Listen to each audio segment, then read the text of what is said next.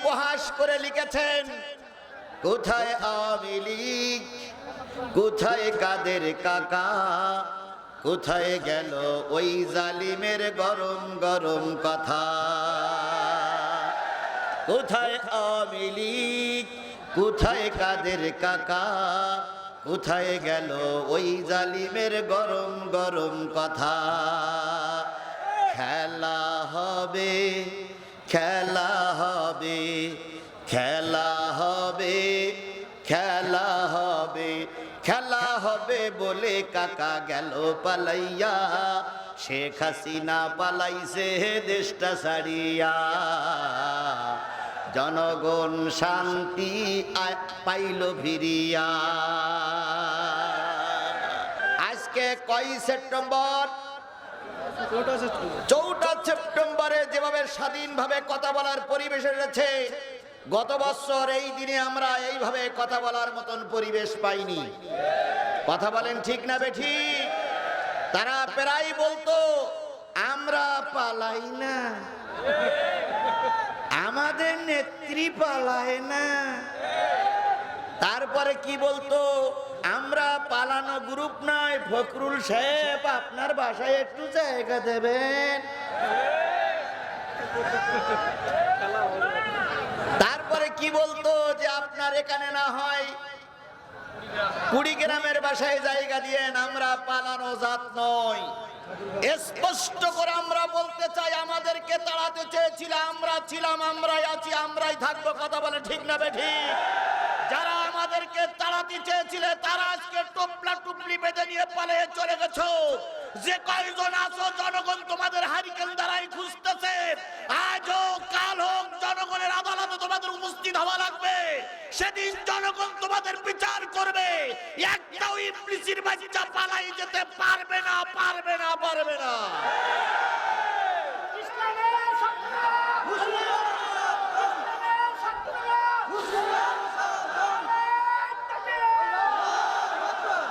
আর একজন তো প্রায় বলতো খেলা হবে, তাই বলতো না, খেলা হবে। একজন কবি, একজন এই যে এদের জন্য দেখা ডিস্টার্ব হচ্ছে। সুতরাং যে মালিক আমাদের এই স্বাধীনতার দুয়ার পর্যন্ত পৌঁছাই দিলেন, সেই মালিকের শুকরিয়া আসতে না জোরে সবাই মিলে বলছি আলহামদুলিল্লাহ। কে খুশি হয়েছে? জোরে বলেন, কে খুশি হয়েছে? বিজয় যখন আসবে তখন কি করতে হবে সে শিক্ষা কোরআনে আছে না নাই?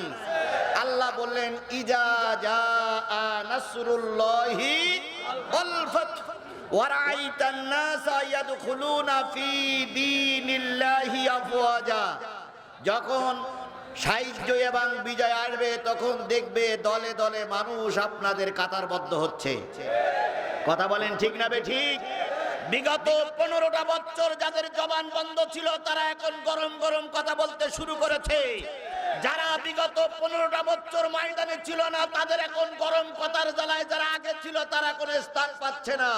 এই জন্য আল্লাহ পাক বলতেছে তারা আসবে, তখন তোমরা কি করবে? ফাসাব্বি বিহামদি। কার তসবিহ পড়বে? কার তসবিহ পড়বে? এখন অহংকারের সময় না, এখন আল্লাহর শুকরিয়া আদায় করার সময়। কথা বলেন ঠিক না বেঠিক?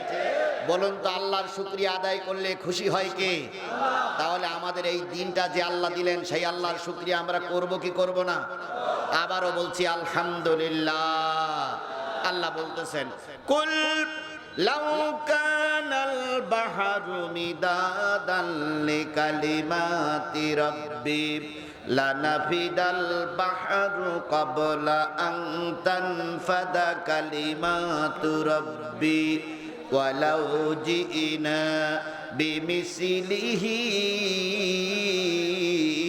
মাদাদা। কার কথা? কোরআন তেলাওয়াতের পরে যদি কেউ আল্লাহু আকবার বলে আল্লাহ তার জান্নাতে যাওয়ার পথ পরিবেশ করে, জান্নাতে যাওয়ার পথ সুগম করে দেন। এই জন্য সবাই বলছে আলহামদুলিল্লাহ, সবাই বলছে আল্লাহু আকবার। কুল লাউ কানাল বাহর, হে নবী আপনি বলে দিন, পৃথিবীতে যত সাগর আছে, পৃথিবীতে যত নদ নদী আছে, পৃথিবীতে যত খাল বিল আছে, পৃথিবীতে যত পুকুর পুষ্করিণী আছে, সব খাল বিল সাগর নদ নদীর পানিগুলো যদি কালি হয়ে যায়, পৃথিবীতে যত দাঁড়ানো গাছ আছে সব দাঁড়ানো গাছগুলো যদি কলম হয়ে যায়, পৃথিবীতে সমান্তরাল যত জমি আছে সব জমিগুলো যদি কাগজ হয়ে যায়, দাঁড়ানো গাছ নামক কলম দিয়ে, সাগরের পানি নামক কালি দিয়ে, আর সমান্তরাল জমির উপরে কাগজ নামক জমির উপরে তোমার রবের কথা লিখতে যদি শুরু করো, লিখতে লিখতে লিখতে লিখতে একদিন সব শেষ হয়ে যাবে। আর একটা সাগরের পানিও যদি নিয়ে আসো সেটাও শেষ হয়ে যাবে, তবু তোমার রবের কথা লিখে শেষ করা যাবে না। সেই রব আপনার রব, আমার রব, কথা বলেন ঠিক না বেঠিক? আমরা সেই রবের সাহায্য পেয়েছি, এই জন্য সেই রবের আবার শুকরিয়া আদায় করছি, আলহামদুলিল্লাহ। সর্বকালের সর্বশ্রেষ্ঠ মহামানব, যার আদর্শে আদর্শিত হয়ে আমি নিজেকে উম্মত বলে দাবি করি, যার আদর্শ আমার মাথায়, যার আদর্শ আমার মুখে, যার আদর্শ আমার গায়ে, সেই নবীর নামে দুরূদ আর সালাম সবাই মিলে বলছি সাল্লাল্লাহু আলাইহি ওয়াসাল্লাম। বন্ধুগণ, অনেক কষ্ট করে আপনারা বসে আছেন কাদার উপরে। আপনাদের সঙ্গে আমি যদি বসতে পারতাম তাহলে আমি নিজেকে ধন্য মনে করতাম, কিন্তু আপনারা বসে আছেন কাদার উপরে, খুব কষ্ট লাগতেছে। এই কষ্ট করে এসেছি আমরা কি শোনার জন্য? সবাই মিলে বলুন, কি শোনার জন্য এসেছি?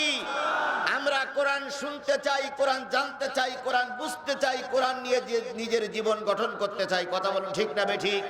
তাহলে কোরআন শুনবো আমরা। আপনারা সবাই কি কোরআন শুনতে রাজি আছেন? কোরআন এমন একটা জিনিস, যেখানেই থাকে সেখানেই মানুষ ছুটে যায়। এখানে আজিজুল ইসলাম জিহাদির কোনো আকর্ষণ নাই, এখানে কোনো বক্তার কোনো আকর্ষণ নাই। সব আকর্ষণ কিসের? সবাই মিলে বলুন, সব আকর্ষণ কিসের? আল্লাহর কসম, আল্লামা সাঈদী বলতেন, আল্লামা সাঈদীর কোনো আকর্ষণ নয়, সব আকর্ষণ আল্লাহর কোরআনের। আজকে জাতি বড় হতভাগ, সব কিছু আছে, আল্লামা সাঈদী নাই। আল্লামা সাঈদী যদি আজকে বেঁচে থাকতেন তিনি বিরাট খুশি হয়ে যেতেন। কি কথা বলেন? তিনি খুশি হতেন। তার জীবনের সবচেয়ে বড় সাধনা ছিল আল্লাহর কোরআন দিয়ে দেশ চলুক। তবে তিনি একটা কথা বলেছিলেন, তিনি কয়েকটা কথা বলেছিলেন, উত্তর গগনে কালো মেঘ জমেছে। কিভাবে যে আল্লাহর ওলি বলেছিলেন আল্লাহই ভালো। আমি বুঝতে পারি না, এখনো বুঝতে পারি না যে তিনি কিভাবে স্বপ্নদ্রষ্টা হয়েছিলেন, কিভাবে বলেছিলেন উত্তর গগনে কালো মেঘ জমেছে, ঝড়ের পূর্বাভাস লক্ষ্য করছি। যদি শক্ত হাতে মোকাবেলা করতে না পারো, এমন অমাবস্যার গাঢ় কালো আধার নামবে যার সবে সাথে অসম্ভব। কথাটা কি হাড়ে হাড়ে সত্য পরিণত হয়েছিল? আমরা হাজারো চেষ্টা করে এই জালেমদের মোকাবেলা করতে পারিনি। কথা বলেন ঠিক না বেঠিক? আমরা 4 তারিখ পর্যন্ত বুঝেছিলাম যে এই জালেমদের হটানো সম্ভব নয়। 5 তারিখ সকালবেলা যেদিন ওনারা চলে গেছে, সেদিন আমি ছিলাম সমাবেশে, ছাত্র জনতার সমাবেশে আমি নিজে উপস্থিত ছিলাম। সেদিনও আমাকে বক্তৃতা করতে বলা হয়েছিল, কিন্তু আমার সংগঠনের নেতৃবৃন্দ বলল যে আপনি সামনে যাবেন না, গিলি বসবে, যেটা মনে হয় দলীয় কোনো প্ল্যাটফর্মে হচ্ছে। আমাকে সামনে যেতে দেওয়া হলো না। ওই দিন আমরা বুঝেছিলাম আজকের ভিতরে এই পেতনির বাচ্চা পেতনির টোপলা টুপলি গোছাতে বাধ্য হবে।